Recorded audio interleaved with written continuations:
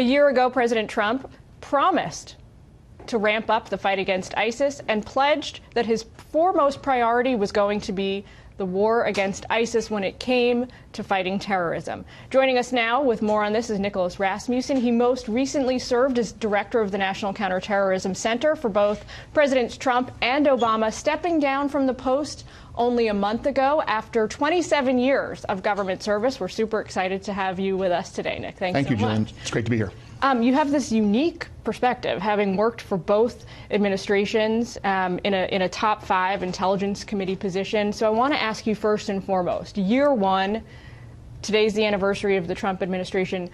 Where are we in the fight against ISIS and in the fight against terrorism more broadly? And how would you categorize where we are? Sure.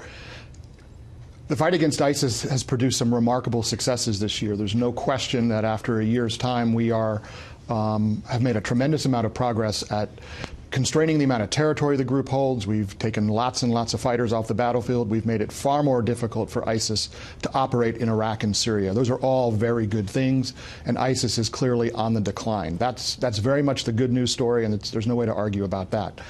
On the negative side, though, one of the things that makes ISIS so difficult and so challenging is their ability to inspire people around the globe, including here inside the United States. And they can do that even when they are getting whacked on the battlefield pretty hard. So even when things are going badly for them on the ground in Iraq and Syria, and they still have a way of inspiring individuals with their narrative, with their propaganda, and turning those individuals, often who are just lone actors, into potential terrorists. Do you think it's fair to say that while the first year has seen the so-called caliphate hit pretty hard, ISIS territory that ISIS previously held inside Iraq and Syria, the fight has sort of largely migrated online, and that they're increasing their presence in cyberspace and their sort of pull? Well, as the physical caliphate has been taken away from them, obviously the organization needs to try to find other ways to have impact. And one of those ways they can have impact is by mobilizing and motivating people around the world. And they do that through remote connections online, in the online environment. An individual who's never even met someone from ISIS, but can latch on to the ideology, latch on to the narrative, that person can become dangerous too when they have been pushed and motivated and prodded by ISIS propaganda. They may not have the tools of a terrorist organization. They may not be well trained, but they can certainly wreak havoc. Now, what about, I think our viewers would be really interested to hear your perspective on how things have changed, or whether they've changed, strategic priorities from the end of the Obama administration moving into the Trump administration. Sure, it's a great question.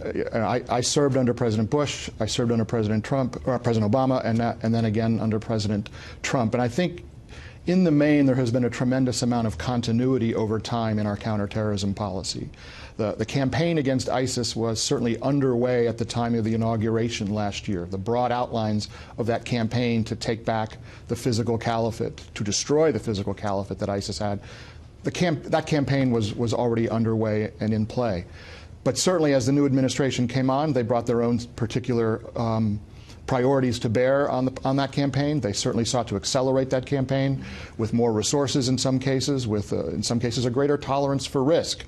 And so I would argue that there has been some acceleration of the campaign over the last year. I think I'm not alone amongst our viewers when I say it's very reassuring to hear you talk about the continuity between President Obama and Trump. It's not something we really hear a lot when it comes to the national defense. Nick Rasmussen, we've got to leave it there, but we hope to have you back soon. Thanks so much.